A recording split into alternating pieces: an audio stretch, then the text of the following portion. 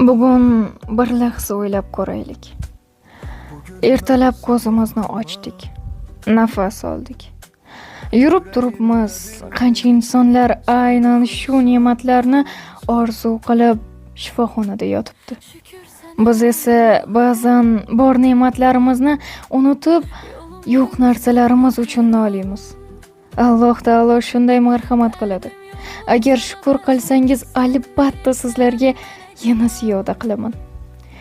Shukr faqat alhamdulillah deb aytish emas, balki Alloh bergan ne'matlarni qadrlash, ularni yaxshi yo'lda ishlatishdir.